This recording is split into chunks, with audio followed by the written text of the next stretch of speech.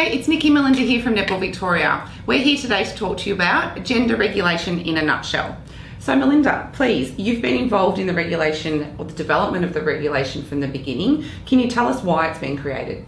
Sure, Nikki. So where the gender regulations come from is that the netball community were pretty clear in saying they wanted clear black and white rules in regards to the participation of males. So getting that feedback was very loud and clear. We used the strategic planning process to consult specifically on the topic of male participation.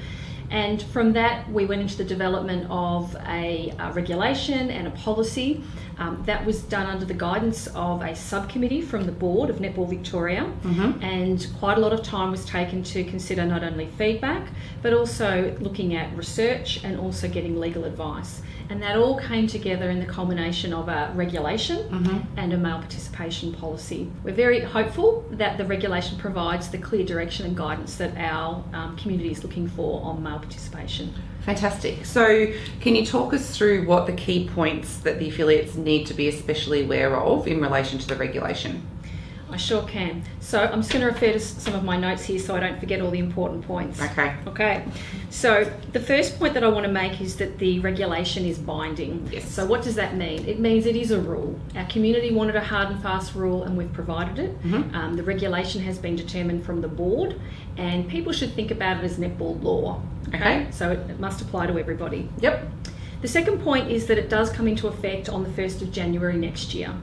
All right, so that's an important date. So between now and then is getting ready for the implementation of the regulation. So just 2019, 1st of January 2019. That's right, that's right. Great.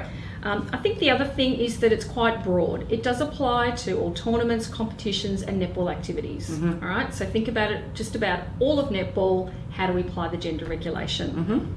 The fourth point is that it's important that we create opportunities for males to participate. So that could be in mixed competition or male competition. And we also want to make sure that with mixed competitions that there are some universal requirements in terms of male participation. That's been segregated into two kind of age groups. There's the 13 and under and younger age group, and then there's the 15 and under and older age group of where these mixed rules come into effect. Most of these things are fairly familiar to people in netball. A lot of people are applying these for mixed as it is. The one difference is that often people will have their own tweaks or their own little adjustments on these rules, which they can no longer have. So wherever the regulation specifies the numbers in regards to male participation in mixed competition, that's what they have to follow. Okay, great. That sounds quite straightforward.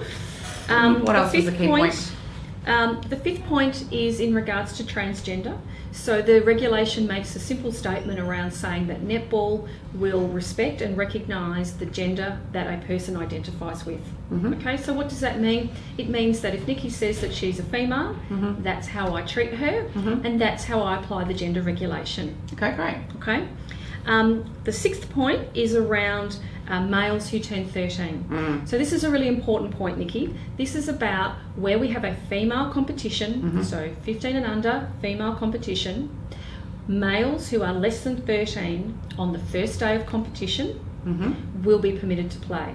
Okay. So this is their actual age on the first day of competition, needs to be less than 13 in order to participate.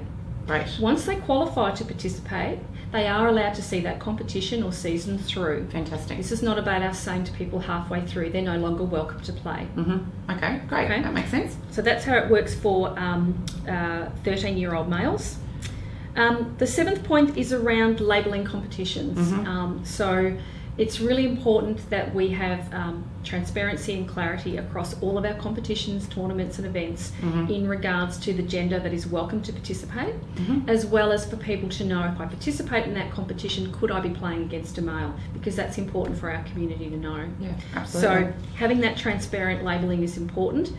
The other reason to have labelling, and which is why it's there, is we all want to grow netball. We love our netball sport, and new people into netball don't know how it works. So if we don't label, how are they meant to know, again, who is welcome and who might they play against? So thinking about people, families new to netball, families of all boys, or maybe migrants or refugees, how do they know? They know because everything's clearly labelled and it's consistent across all of netball in Victoria. Great. Okay. I think that covers most of the key points in the think- document. So I know that here at Netball Victoria, we've had to review our bylaws, our sample bylaws and bylaws that we use to run our competitions. That's right. So what would you suggest our affiliates do, and are there any other documents that they should review? Okay, so definitely as part of preparing for the implementation of the regulation, it's really important that once our affiliates determine what competitions they're running and how things will work next year, that they update their bylaws. So as you said, the sample bylaws on our website have been updated to provide a guide that can literally be picked up, tweaked in terms of literally what competitions may be run, and put into the bylaws of the affiliates. So in terms of implementing the regulation, that's a really important next step. Once you know what you're doing and you've communicated that to members, that it's actually reflected in the bylaws. Okay. Just a point on bylaws, we've had a few questions about can affiliates create their own rules or varying rules on gender as long as they're in their bylaws, and the answer is definitely no.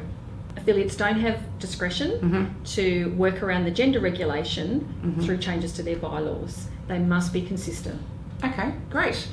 Well, I think that pretty much sums up our gender regulation in a nutshell. Once again, all of these resources are available on the Netball Victoria website under the Member Services tab and the Gender Regulation link. If you have any further questions, please don't hesitate to get in contact here at Netball Victoria.